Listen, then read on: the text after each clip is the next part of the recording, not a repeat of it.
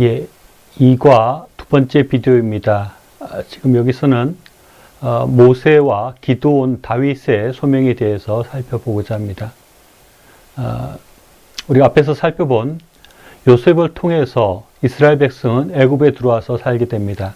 400년 동안 애굽에 살 뒤에 그들은 모세를 통해서 출애굽을 하게 되고 이스라엘 나라를 세워가게 됩니다. 모세의 소명은 지금 말씀드린 것처럼 출애굽해서 이스라엘 민족을 애굽으로부터 독립시켜서 새로운 나라를 만드는 출애굽의 소명을 받았다고 할 수 있겠습니다. 그런데 이 모세의 소명은 이전에 있던 소명들과는 좀 많은 부분에서 중요한 차이를 보인다고 할 수 있습니다.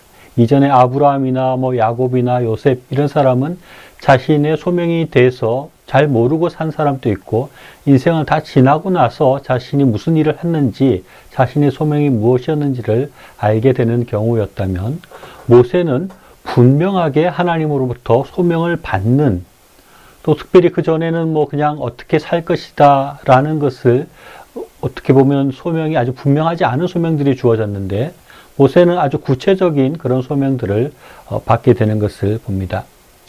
모세의 인생은 세 등분으로 나누어집니다. 모세가 120살에 죽었는데 첫 번째 40살까지 첫 번째 한 부분은 그가 왕궁에서 애굽 그 공주의 양자로 살아갑니다. 그리고 또 40년은 모세가 그곳에서 조금 민족들을 구원하려는 자기 나름대로 행동을 하다가 광야 생활로 망명 생활 비슷하게 광야 생활을 한 40년 정도 하게 됩니다. 그 이후에 소명을 받게 되고 소명자로서 출애굽의 리더로서의 삶을 40년간 살게 됩니다. 그때 이 모세에게 특별하게 하나님께서 떨기나무 가운데 나타나셔서 출애굽을 해라고 이렇게 명령을 하시고 그런 소명을 주십니다. 그래서 모세는 80세 때 소명을 받았다고 할 수 있습니다. 그런데 그 전에 그러니까 80세라고 하면 모세의 삶의 3분의 2가 되는 시점이죠. 근데 그 앞에 40년 두 번의 삶들도 모세에게는 아주 그 소명을 위해서 준비되는 시간이었다고 볼 수 있습니다.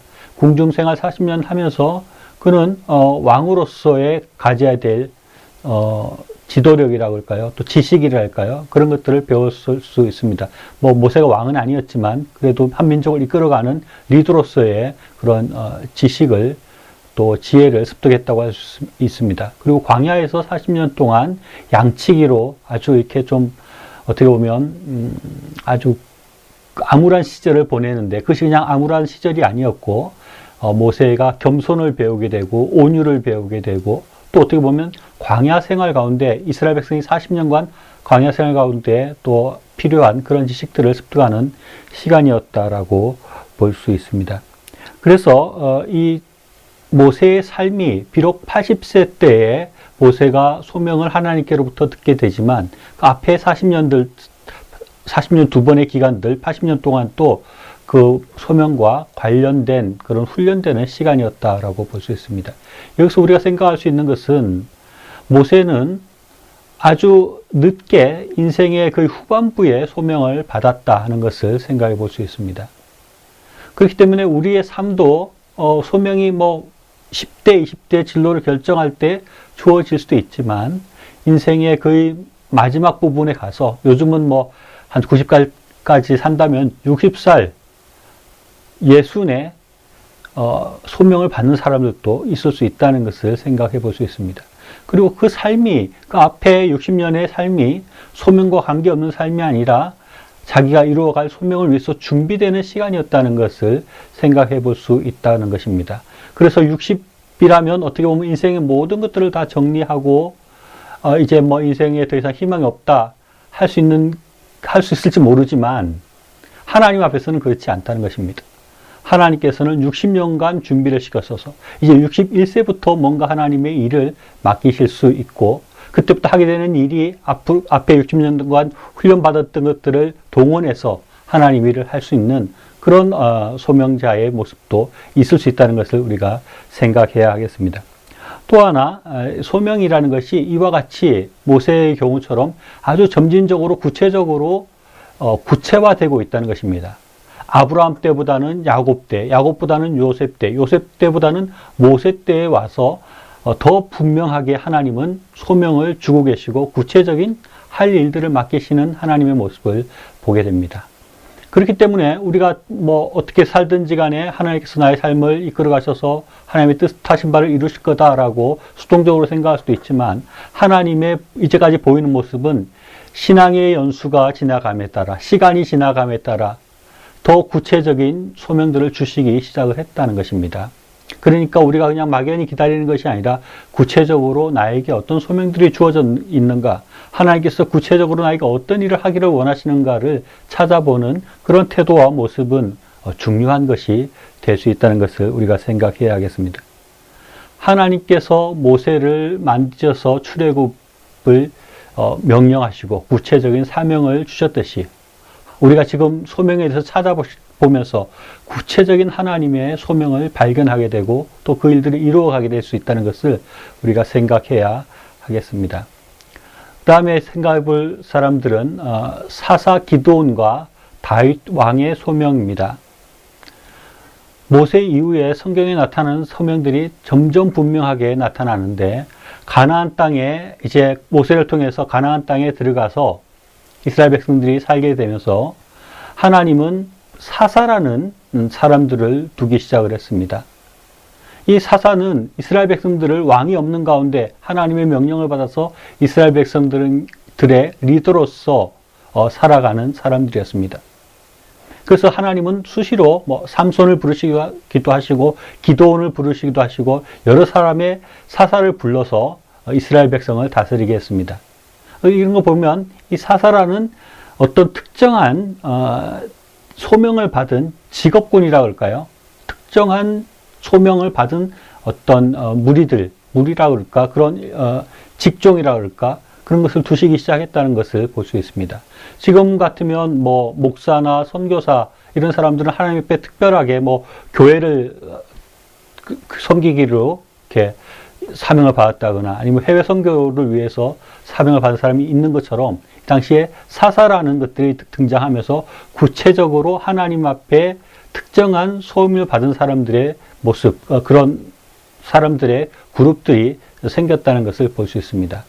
또 이 사사들이 받는 소명들은 앞에 모세보다도 더 구체적으로 어떤 소명들을 해야 되는지가 분명하게 정해지는 그런 모습일 수 있습니다.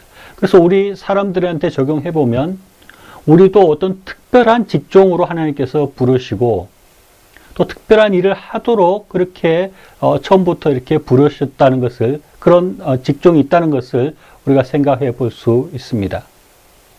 또 특별히 우리가 대표적인 사사라고 할 수 있는 기드온의 모습을 보면 사사기 6장 14절에 이렇게 말씀하고 있습니다.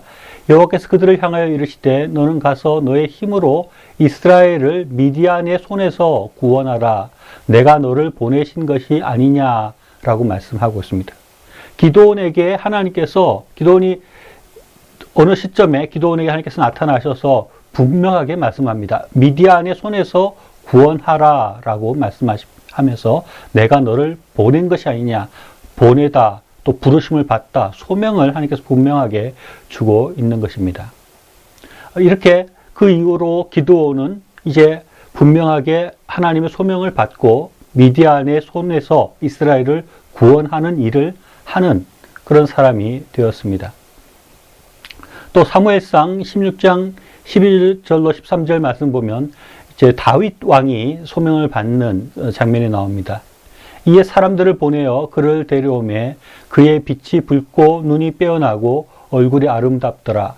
여호와께서 이르시되 이가 그니 일어나 기름을 부어라 하시는지라. 사무엘이 기름 뿔병을 가져다가 그의 형제 중에서 그에게 부었더니 그날 이후로 다윗이 여호와의 영에 크게 감동되니라. 사무엘이 떠나 라마로 가니라. 이렇게 말하고 있습니다. 다윗은 어릴 때에 하나님의 뜻을 따라서 사무엘이 기름 붓는 행위를 통해서 그게 분명한 소명이 주어지는 것을 보게 됩니다. 근데 한 가지 흥미로운 것은 앞에 기도원의 경우는 사사로 부르심을 받자마자 사사로 바로 활동을 했었는데, 다윗의 경우는 어릴 때 뭘 잘 모를 때 소명을 받았지만 한동안 그 왕으로서 그 임무를 감당하진 않았습니다. 한참 후에 사울 왕이 죽고 난 뒤부터 이제 다윗이 왕이 되어서 일을 했습니다. 이런 것을 볼 때 어떤 사람은 인생을 참 살아가고 있는데 소명이 주어지는 경우도 있고, 또 다윗 왕의 경우에는 그는 어릴 때 소명을 받았지만 그동안 또 그 임무를 바로 하지 못하고 오히려 훈련되는 기간을 한참 가지고 몇십 년 후에 그 임무를 수행하게 되는, 그 소명을 이루어가게 되는 그런 경우들도 있다는 것을 생각해 볼 수 있습니다. 그리고 다윗 왕은 기름 붓는 장면이 나옵니다. 소명을 받고 그 소명의 상징으로 기름 붓는 그런 예식을 합니다. 이런 어떤 소명의 분명한 또 징표를 받는 경우들도 생각해 볼 수 있습니다. 이와 같이 우리는 다양한 모습의 어떤 소명을 받고 있다. 어떤 사람은 소명을 일찍 받기도 하고 나중에 이루기도 하고, 또 어떤 사람은 소명을 받자마자 소명을 이루어가기도 하고, 또 어떤 사람은 일찍이 소명을 받지만 어떤 사람의 경우는 모세와 같이 인생의 거의 후반부에 소명을 받아서 이루어가는 경우들도 있다는 것입니다. 여기서 중요하게 생각해야 될 것은, 하나님은 소명을 일찍 주시든지 늦게 주시든지 각 사람의 삶 가운데 계획이 있으시고 소명을 주시는 분이시라는 것. 근데 그 소명을 늦게 받았다고 해서 그 전의 삶은 전혀 소명과 관계없는 삶이 아니라 그 소명을 위해서 준비되는 과정이었고, 언제가 그 소명을 주셨다 하더라도 이전 삶도 그 소명과 연관이 있는 삶이라는 것을 생각해 볼 수 있습니다. 그래서 앞에서도 말씀드린 것처럼 우리가 지금 당장 분명 소명이 안 느껴진다 할지라도 앞으로 소명을 받을 수도 있다는 것을 생각하고, 나이가 늦었다고 소명이 없다 생각할 것이 아니라 지금부터 소명이 주어질 수 있다는 것을 생각해야 된다는 것 하나와, 또 이제까지 내가 살아온 과정들이 내가 앞으로 무엇을 해야 될 것인가를 생각해 볼 수 있는 그런 단초가 된다는 것입니다. 우리가 소명이 꼭 안 그럴 수도 있지만 대체적으로 앞으로 소명을 발견하려고 할 때 이전까지 내가 무엇을 해왔는가, 내가 무엇을 잘할 수 있는가를 생각해 보면, 또 내가 어떤 훈련들을 받고 있는가, 내 삶이 어떤 길로 가고 있는가를 생각할 때 앞으로 내가 해야 될 일이 무엇인가를 생각해 볼 수 있다고도 생각할 수 있겠습니다. 중요한 것은 하나님께서 나를 어떻게 사용하실 것인지, 아브라함 같은 그런 소명을 이루게 될 것인지, 요셉과 같이 될 것인지, 아니면 모세와 같이 인생 후반에 소명이 주어질 것인지, 아니면 기도원처럼 바로 소명을 받고 일에 뛰어들게 될 것인지, 아니면 다윗처럼 소명을 받고 훈련한 기간 이후에 소명을 이루게 될 것인지 우리는 잘 알지 못합니다. 그러나 중요한 것은 이 성경에서는 계속해서 소명들이 또 분명하게 주어지고 또 분명하게 구체적으로 소명을 주는 것을 생각할 때 우리의 삶 가운데 우리가 소명이 무엇인지를 분명히 알려고 계속해서 노력을 해야 되고, 또 그것을 발견하고 소명을 이루어가야 된다는 그 명제만은 분명하다고 하겠습니다. 이어지는 비디오에서 조금 더 구체적으로 말씀드리도록 하겠습니다. 들어주셔서 감사합니다.